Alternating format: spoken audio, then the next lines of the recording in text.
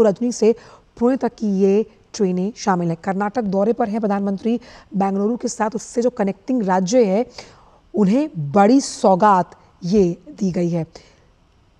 देश के रेल के सफ़र में ये ऐतिहासिक कदम है।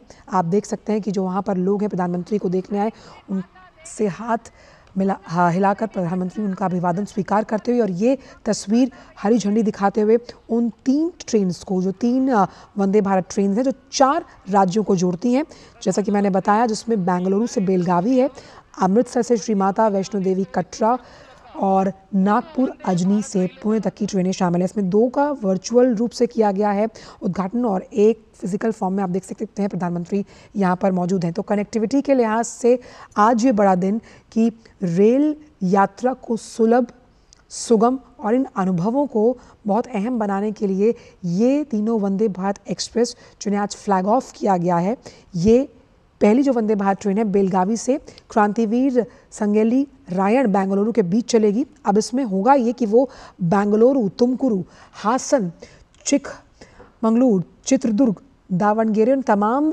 जो ज़िले हैं उनके बीच तेज़ रफ्तार के साथ जो है वो दौड़ेगी। दूसरी वंदे भारत एक्सप्रेस अजनी नागपुर से पुणे के बीच शुरू होगी, जिसे हरी झंडी दिखाई है प्रधानमंत्री ने, जिसमें नागपुर, वर्धा, अमरावती, अकोला, जलगांव। अब देखिए छोटे छोटे ये ज़िले हैं और इन वंदे भारत एक्सप्रेस ट्रेन के चलने से यहाँ से लोगों का सफ़र करना, चाहे वो ट्रैवल उनके अपने पर्सनल यात्रा के अनुभव के लिए हो, आर्थिक लिहाज से हो, पर्यटन को गति देने के भी लिहाज से, वंदे भारत एक्सप्रेस ट्रेन्स को ये जो हरी झंडी दिखाई गई है। अब देखिए मेक इन इंडिया का जो वो शेर है वो भी ये बताता है कि इन ट्रेन्स के जो मुख्य पार्ट्स हैं जिनसे इन ट्रेन्स को बनाया गया है वो मुख्य तौर पर आत्मनिर्भर भारत के सूचक हैं, क्योंकि उनकी तैयारी भारत में ही की गई है। और तीसरी वंदे भारत ट्रेन अमृतसर से श्री माता वैष्णो देवी कटरा के बीच, जिससे हरी झंडी दिखाई प्रधानमंत्री ने, अमृतसर, जालंधर, पठानकोट, जम्मू और रियासी के यात्रियों को क्या देगी? एक तेज और आरामदायक यात्रा का अनुभव। अभिषेक सिंह जुड़ गए। अभिषेक, रेल यात्रा का ऐतिहासिक अनुभव और यहाँ पर जो तस्वीरें हम दिखा रहे हैं, प्रधानमंत्री खुद रेल के अंदर मौजूद है, वहाँ पर जो बच्चे मौजूद हैं उनके अनुभवों को सुनते हुए नजर आ रहे हैं। गति एक अच्छे अनुभव के लिहाज से आज का दिन अहम मान सकते हैं। बिल्कुल आंचल, देखिए काफी आप इसे महत्वपूर्ण कह सकते हैं, ऐतिहासिक दिन कह सकते हैं, न सिर्फ देश के लिए, खास तौर पे कर्नाटक के लिए, क्योंकि आज कर्नाटक को जो है वो 11वीं वंदे भारत की सौगात मिली है प्रधानमंत्री नरेंद्र मोदी के द्वारा। और ये 11वीं वंदे भारत है जो कि बेंगलुरु से बेलगावी यानी कि औद्योगिक क्षेत्रों को जोड़ेगी। काफी बड़ा एक इम्पोर्टेंस है इन दोनों शहरों का, क्योंकि बेंगलोर को आप जानते हैं आईटी सिटी के नाम पे जाना जाता है और बेलगावी का जो इलाका है वो औद्योगिक क्षेत्र है। तो ऐसे में काफी बहुत प्रतीक्षित भी कह सकते हैं इसे कि वंदे भारत को लेकर के लोगों को उम्मीद थी कि प्रधानमंत्री इसकी शुरुआत करेंगे, तो वो दिन है जिस दिन प्रधानमंत्री ने इसकी शुरुआत की। इसके साथ साथ रूट से भी प्रधानमंत्री ने फ्लैग ऑफ किया वीडियो कॉन्फ्रेंसिंग बेंगलुरु के इसी स्टेशन से, जो कि 2 यानी कि माता वैष्णो देवी कटरा से लेकर के गोल्डन टेम्पल यानी कि अमृतसर के बीच में चलेगी, उसकी भी शुरुआत प्रधानमंत्री ने की। और ये दोनों जगहों के बीच में अगर आप देखेंगे कि जो श्रद्धालु है उनका काफी फ्लो होता है, फुटफॉल इन दोनों जगह पे काफी ज्यादा है, इन दोनों जगह पहुंचने वाले लोग काफी ज्यादा है। तो एक लोगों को के लिए बहुत बड़ी राहत है, खासकर उन लोगों के लिए जो धार्मिक जो आस्था को लेकर के उन जगहों पे जाते हैं, उनके लिए एक बहुत बड़ी अच्छी विश्व स्तरीय सेवा उन्हें मिला। और तीसरा जो लाइन है यानी कि नागपुर, महाराष्ट्र के अजनी स्टेशन से लेकर के पुणे के बीच में 2 शहरों को कनेक्ट करता हुआ, अजनी और पुणे दोनों ही काफी इंपॉर्टेंट शहर हैं और इनके बीच में जो थी वो भी कम समय में। सबसे बड़ी बात है कि वंदे भारत की सबसे बड़ी खासियत है विश्व स्तरीय सुविधाओं के साथ साथ आपको बहुत ही कम समय में आपके गंतव्य तक पहुंचाती है। तो ये जो वंदे भारत के शुरू हो जाने से आज जो ये 3 वंदे भारत शुरू किया गया, इसको लेकर के लोगों में काफी उत्साह है। चाहे हम कर्नाटक की बात करें, महाराष्ट्र की बात करें, जम्मू कश्मीर की बात करें, पंजाब की बात करें या पूरे देश की बात करें, अभी तक आप समझ सकते हैं कि 144 जो वंदे भारत सेवा है वो पूरे देश भर में चल रही थी। 24 स्टेट और केंद्र शासित राज्यों को वो टच कर रही थी और अब ये जो है 6 सेवा और लेकर के 150 का आंकड़ा जो है वो भारतीय रेल ये अचीव कर चुकी है। और वहीं अभिषेक, हम देख रहे हैं इन तस्वीरों में कि इन ट्रेन्स पर मेक इन इंडिया का वो शेर मौजूद है कि जो तमाम कलपुर्जे जिनसे इन ट्रेनों का निर्माण किया गया, वो कोचेज, वो आत्मनिर्भर भारत की उस तस्वीर को, सशक्त तस्वीर को पेश करते हैं कि उनका निर्माण भारत में हुआ है। ये भी गौरव का एक महत्वपूर्ण क्षण। बिल्कुल आंचल, देखिए अगर हम पहले कोच की बात करें, पहले रैक की बात करें, तो ICF integral coach factory Chennai में इसका निर्माण किया गया था। 2019 में शुरुआत की गई प्रधानमंत्री द्वारा। दिल्ली से बनारस के बीच में आपने देखा, वाराणसी के बीच में इस ट्रेन को चलाया गया और पूर्णतः कह सकते हैं आप स्वदेशी ट्रेन है ये। और विश्व में 15 ही ऐसे देश हैं जहां पर सेमी हाई स्पीड ट्रेन चलती है। कभी ये कल्पना था कि भारत में जो पारंपरिक ट्रेनें हैं उसके अलावा भी कोई इस तरह की ट्रेन दौड़ेगी। बेहद ही खूबसूरत लुक, इसका डिजाइन देखिए, सब कुछ जो है इंडिजीनियस है। इसको पूरा जो तैयार किया गया है, इसको इस तरीके से तैयार किया है। जो इसमें सुरक्षा प्रणाली है, इसके अंदर तमाम जो एडजस्टेबल सीट है, 180 डिग्री तक घूमने वाले रोटेटिंग सीट्स है, बड़े बड़े विंडोज है, इसके अंदर सीसीटीवी है, स्लाइडिंग डोर्स आप देख सकते हैं।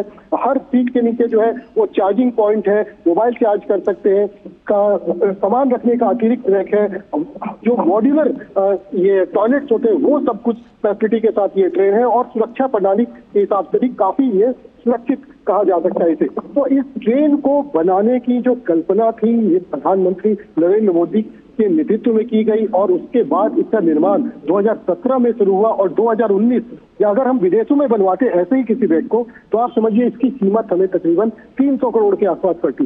लेकिन यही जब देश के अंदर बना तो इसके सिर्फ पहला रैक जो है उसके सिर्फ 100 करोड़ में उसे तैयार किया गया और आने वाले समय में इसका जो कॉस्टिंग है वो और भी कम होता जा रहा है। वही अभिषेक, हमने लगातार देखा, आपने तो कई बार जब वंदे भारत ट्रेन्स को हरी झंडी प्रधानमंत्री द्वारा दिखाई गई है, आप लगातार उस कवरेज से जुड़े रहे हैं। इसमें एक महत्वपूर्ण बात जो सामने निकल कर आती है वो लोगों के अनुभव हैं जो प्रधानमंत्री हमेशा सुनते हैं।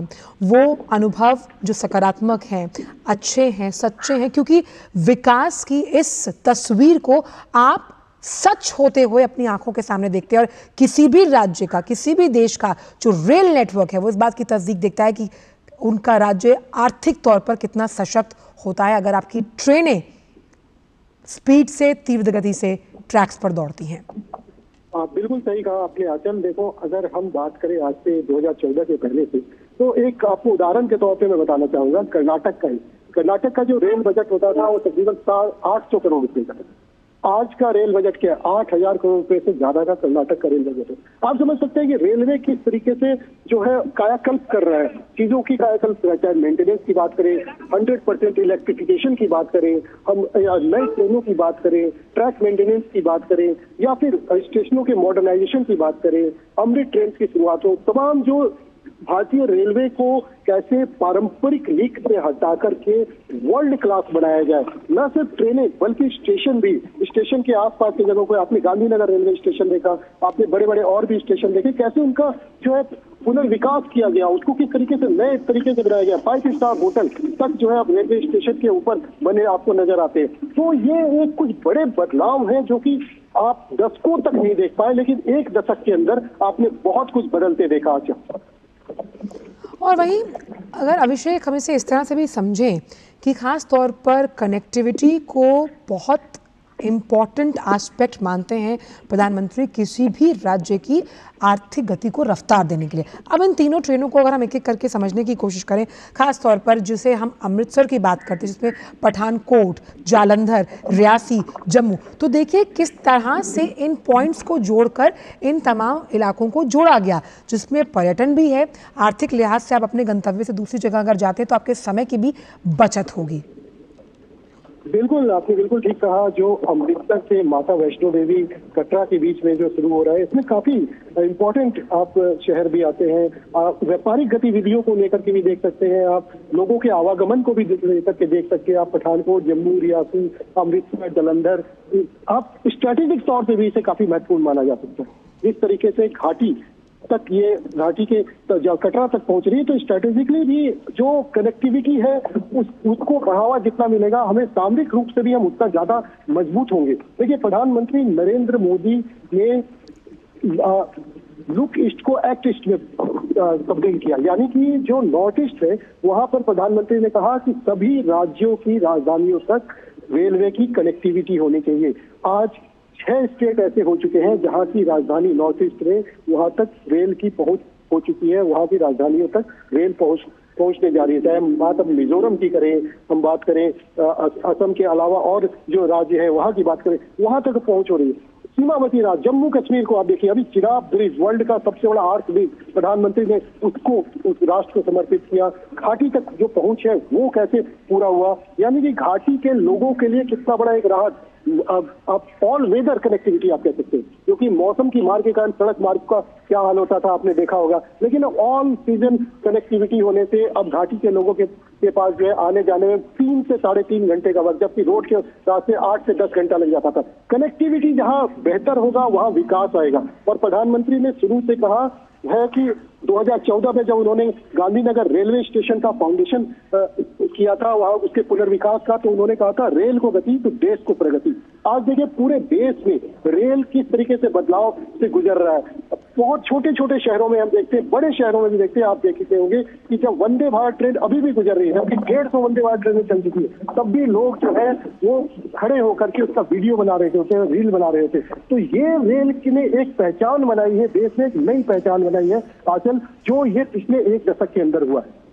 और साथ ही जिस तरह से हमने अभी जिस ट्रेन का जिक्र हम कर रहे हैं, ये धार्मिक और सांस्कृतिक विरासत को संजोने का भी एक बहुत बड़ा अवसर है, क्योंकि माता वैष्णो देवी पर हर साल हम देखते हैं वहाँ पर लोग अपनी आस्थिक भावनाओं के साथ आध्यात्मिक तौर पर जुड़े हैं, और उस लिहाज से तीर्थयात्रियों के लिए भी एक नई सौगात है ये ट्रेन।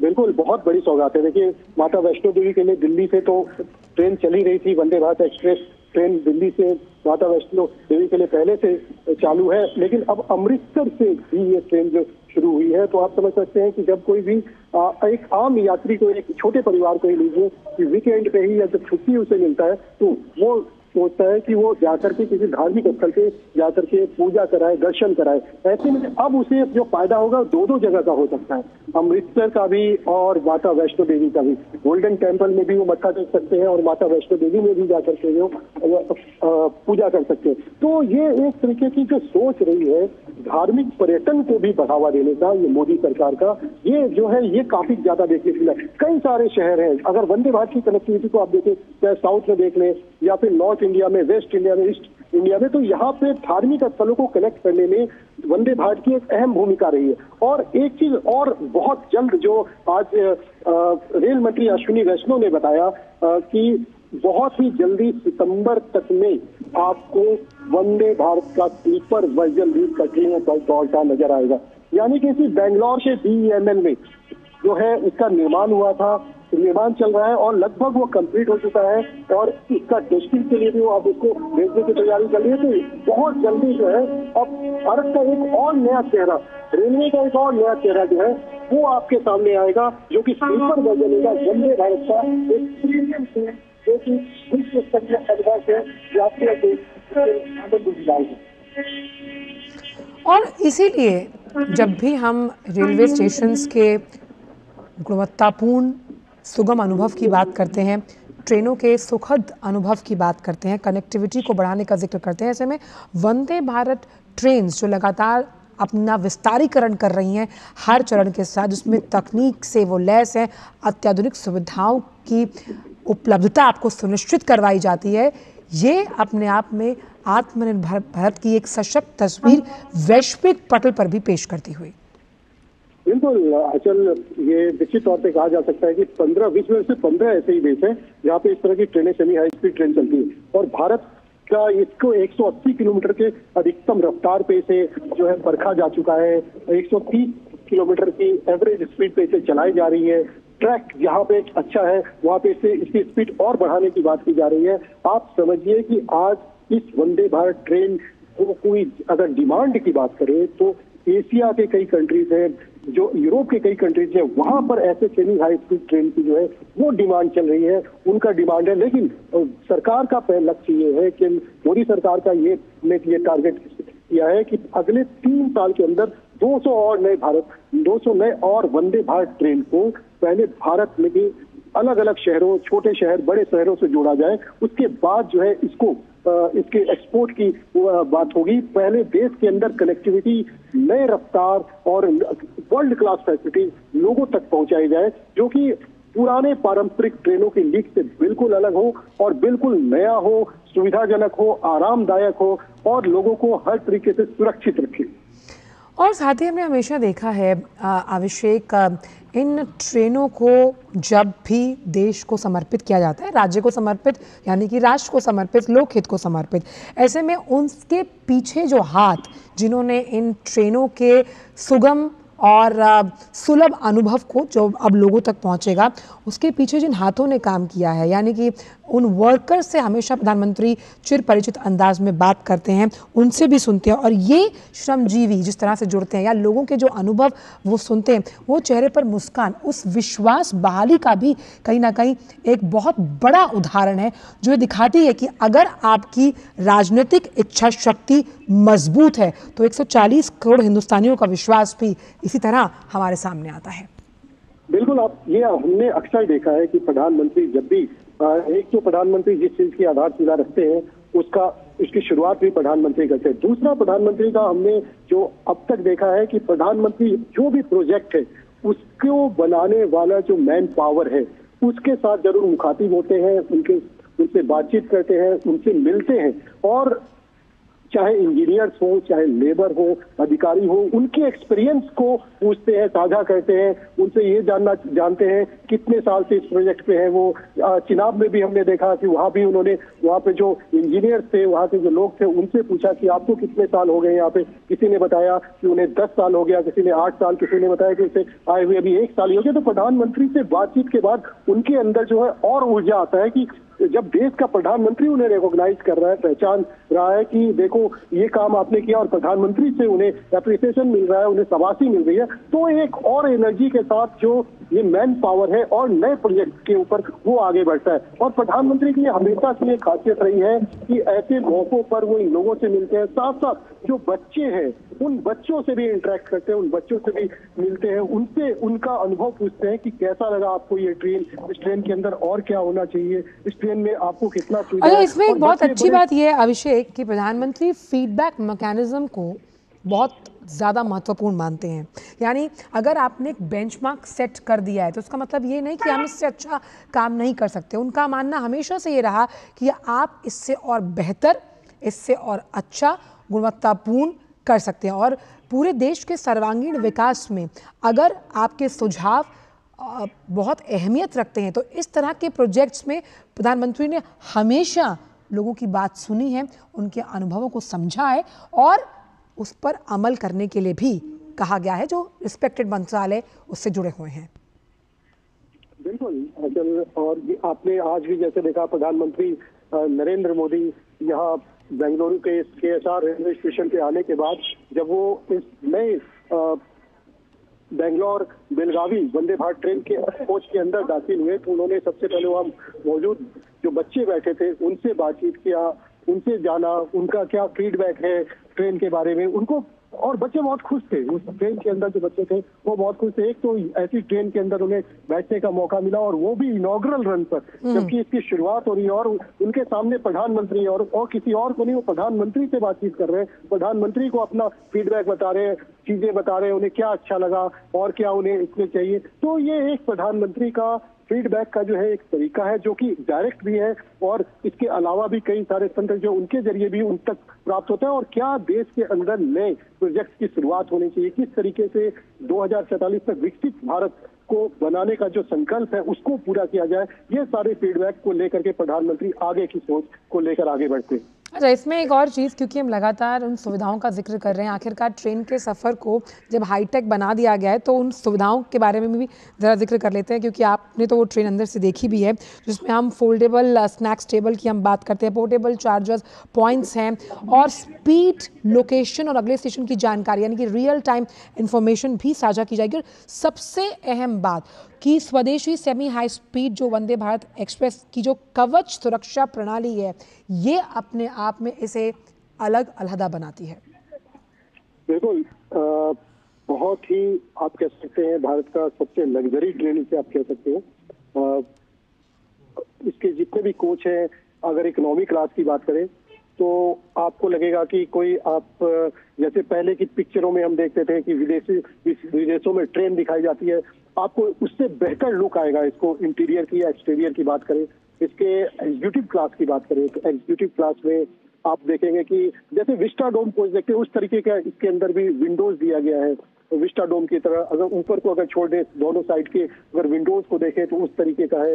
एडजस्टेबल आप कह सकते हैं कि आपको जिस तरीके से 1 बाय 1 सीट का सीक्वेंस होता है, उसको आमने सामने परिवार की तरफ भी दोनों अगर बैठ के बात करना चाहे तो वो भी मूव हो जाता है। आप आराम से, आप अगर विंडो के बाहर बहुत अच्छा खूबसूरत नजारा है तो आप विंडो की तरफ घुमा के उसे देख सकते हैं। साथ साथ चार्जिंग के लिए जो पारंपरिक ट्रेनों में होता था कि चार्जिंग के लिए 1-2 पॉइंट ही बने होते हैं, उसमें आपको अपनी बारी का इंतजार करना पड़ता था, वैसा नहीं, हर सीट के साथ चार्जिंग की सुविधा है।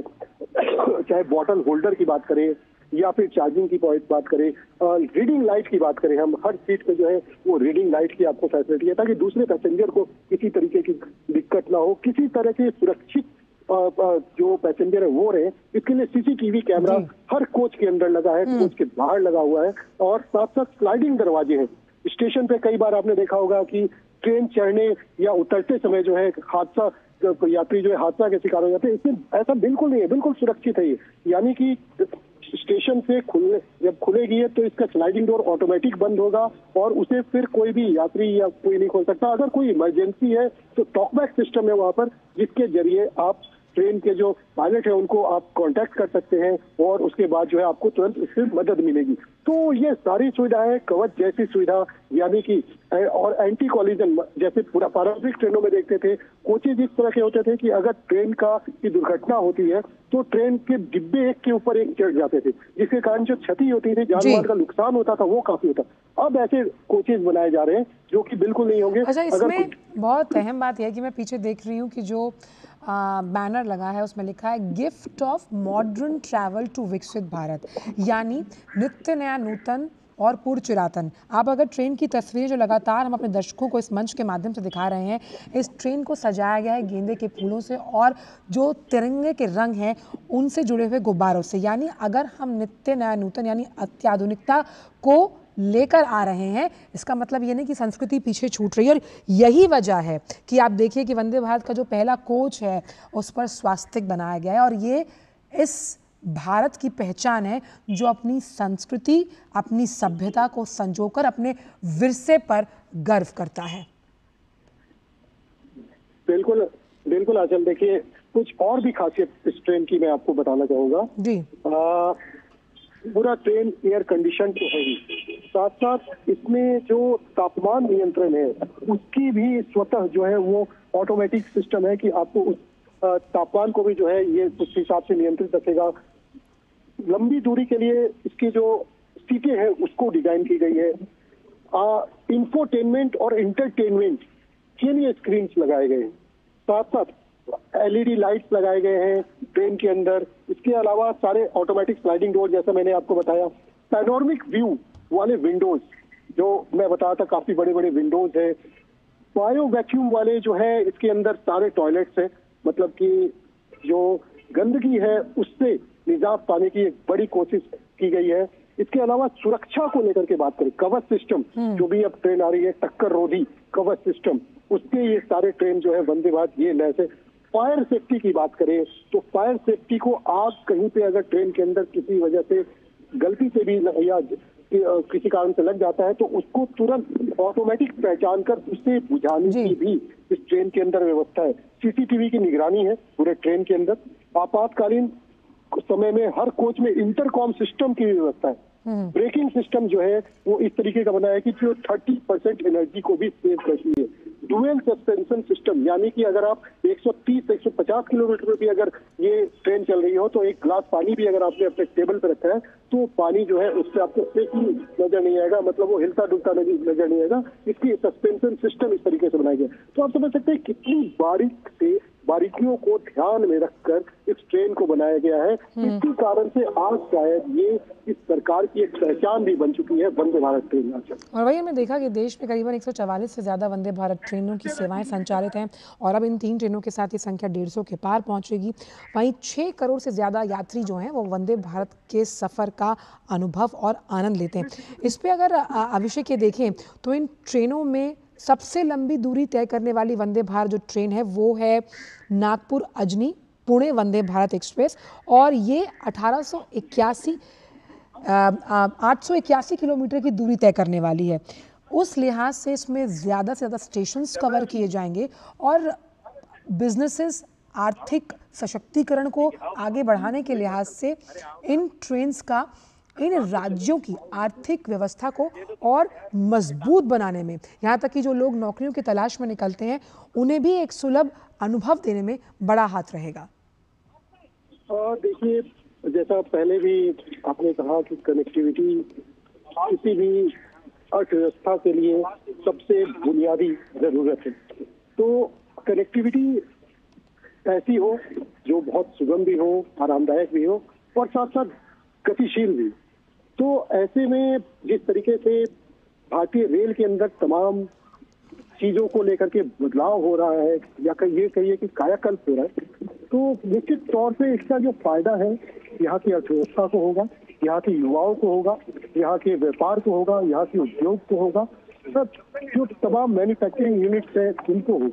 तो निश्चित तौर पे ये बिल्कुल सही है कि वंदे भारत जैसे ट्रेन और इसके बाद जो इसकी अगली पीढ़ियां आएंगी वो देश में एक और क्रांति लेकर के आएगी, जिससे न सिर्फ विकास, व्यापार, रोजगार बल्कि स्वरोजगार का भी सृजन होगा और लोगों तक इसकी पहुंच होगी।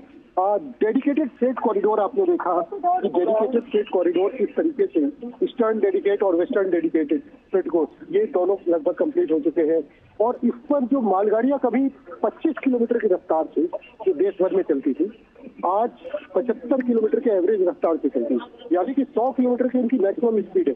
जो मुंबई से दिल्ली आने में पहले तकरीबन 3 से 4 दिन एक गुड्स ट्रेन को लग जाता था, मालगाड़ी को लग जाता था, अब वो 24 घंटे में पहुंचे। तो इसलिए समझिए कि जो हमारे पास रॉ मटेरियल्स है उनकी पहुंच कितनी तेज हुई, यानी कि जो औद्योगिक या मैन्युफैक्चरिंग यूनिट्स है उनकी जो नीड है वो कितनी तेजी से बढ़ी। इससे क्या हुआ कि इससे रोजगार का भी सृजन हुआ और स्वरोजगार भी जो है उसको भी। और बिल्कुल आपने बहुत अहम बात की है, क्योंकि जिस ट्रेन का जिक्र हम कर रहे हैं वो महाराष्ट्र के लिए देश की सबसे लंबी दूरी करने वाली वंदे भारत एक्सप्रेस ट्रेन है, जो जिसका जिक्र हमने किया कि 881 किलोमीटर का जो पूरा रन रहेगा। और इसमें खास तौर पर अगर हम देखें तो व्यापारी हैं, छात्र हैं, कर्मचारी हैं, पर्यटक हैं, जिन्हें तेज़ और आरामदायक यात्रा का अनुभव तो मिलेगा ही अभिषेक, वहीं व्यापार के साथ साथ वाणिज्य के नए अवसर भी खुलेंगे। ऐसे में पब्लिक प्राइवेट पार्टनरशिप के लिहाज से अगर हम देखें कि रेलवे के सेक्टर को हमने देखा कि इस ट्रेन्स के विस्तारीकरण से एक अलग ही नए आयाम पर, एक नए जॉनर पर हमने जाते हुए देखा है, जिसमें स्वदेशीकरण की वजह से इस पूरे सेक्टर को धार मिलती हुई। बिल्कुल, देखिए रेलवे को तो आप कह सकते हैं कि भारत का लाइफलाइन भी कहा जाता है। प्रतिदिन बात करें तो तकरीबन 10 करोड़ से ज्यादा लोग जो है वो रेलवे में सफर करते हैं। देश भर में तकरीबन 15,000 सवारी रेलगाड़ियां चलती हैं। तकरीबन इतनी ही जो है आपको गुड्स ट्रेन देश के जो अलग अलग हिस्सों में है वो माल ढुलाई का काम करती है। और वैसे भी अगर आप देखिए तो रेलवे परिवहन का, सार्वजनिक परिवहन का सबसे सस्ता माध्यम भी है। आप रेल की टिकट देखेंगे और अगर आप किसी और की टिकट देखेंगे तो दोनों में जब बहुत फर्क है। सबसे इकोनॉमिकल भी रेलवे को कहा जाता है और सबसे आरामदायक भी रेलवे को कहा जा सकता है। और ऐसे समय में देश को जब जरूरत है, जब देश इतनी तेजी से आगे बढ़ रहा है, अपनी अर्थव्यवस्था को मजबूत कर रहा है, तो रेलवे को और कितना धार मिले, रेलवे को और कितना गति मिले। और यही एक बहुत बड़ी चीज है कि भारतीय रेल लगातार जो है प्रधानमंत्री नरेंद्र मोदी के नेतृत्व में जो है वो अपने बदलाव लेकर आ रही है। और ये प्रधानमंत्री जिस तरीके से स्टेशन की बात हो या फिर ट्रेनों की बात हो, इनके अंदर जो महत्वपूर्ण प्रोजेक्ट हैं उनको आधारशिला रख रहे हैं, उनकी शुरुआत कर रहे हैं, तो निश्चित तौर पे ये देश के लिए के विकास को और गति देगा, मील का पत्थर साबित होगा आज।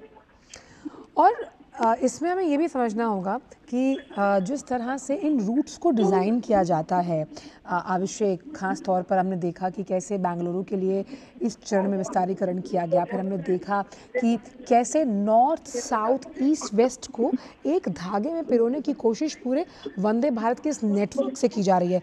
तो बहुत विवेकपूर्ण तौर पर ये फैसले लिए जाते हैं कि किस तरह से कनेक्टिविटी को सूत्रधार तरीके से जोड़ा जाए, जिसमें ज़्यादा से ज़्यादा ज़िले, जब हम बात करते हैं उत्तर, दक्षिण, पूर्व, पश्चिम से, इन्हें जोड़ा जाना चाहिए।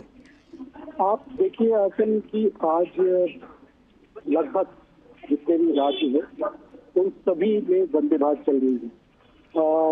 हम एक आंकड़ा भी देख रहे थे वंदे भारत का कि अभी तक इन्होंने जो है वंदे भारत से तकरीबन कितने पैसेंजर की, ये जो संख्या ये करोड़ तक पहुंच चुकी है वंदे भारत की, कि उससे ज्यादा पैसेंजर्स ने वंदे भारत से सफर किया। फीडबैक भी हमने देखा वंदे भारत का कि लोगों का क्या फीडबैक है। जो एक बार सफर करता है वंदे भारत में, वो चाहता है कि वो दूसरी बार वंदे भारत से सफर करे। और खासतौर पे अब जो वंदे भारत के रूट्स को प्लान किया जा रहा है, जो बड़े शहरों के रूप में जहाँ काफी ज्यादा रश और लोगों को सुबह जाकर के शाम तक वापसी भी करनी है, वो अपना काम भी करना चाहते हैं, व्यापार या रोजगार का, और उसके बाद आना चाहते हैं, तो ऐसे रूट से वंदे भारत जो है इनको ज्यादातर चलाया जा रहा है। चाहे हम बात करें बेलगावी से लेकर के बेंगलुरु स्टेशन जो ये वंदे भारत हुआ, या फिर धार्मिक जो श्रद्धालु है उन लोगों को लेकर के अमृतसर माता वैष्णो देवी वंदे भारत, या फिर जो नागपुर पुणे वंदे भारत है। देखिए इस नागपुर पुणे वंदे भारत में भी जो स्टेशन कनेक्ट हो रहे हैं उसमें यानी अजनी नागपुर हो रहा है, वो वर्धा हो रहा है, अमरावती हो रहा है, अकोला, जलगांव, नासिक, अहिल्यानगर, और फिर ये पुणे तक पहुंच रही है। ऐसे ही बेलगावी क्रांतिवीर जो है, बेलगावी से जो बेंगलुरु के बीच में जो चल रही है, बेंगलुरु तुमकुर जो एक काफी आप कह सकते हैं महत्वपूर्ण शहर है, हासन, चिक्कमगलुरु, चित्रदुर्ग, दावणगेरे, हावेरी, धारवाड़, उत्तर कन्नड़ और बेलगावी तक जा रही है। तो न सिर्फ दो शहरों के, मतलब कि अब 2 पॉइंट, बल्कि उसके बीच के जो शहर है उनके, बिल्कुल, और यही तो वंदे भारत ट्रेन की खूबी है, उन तमाम जिलों को भी जोड़ना।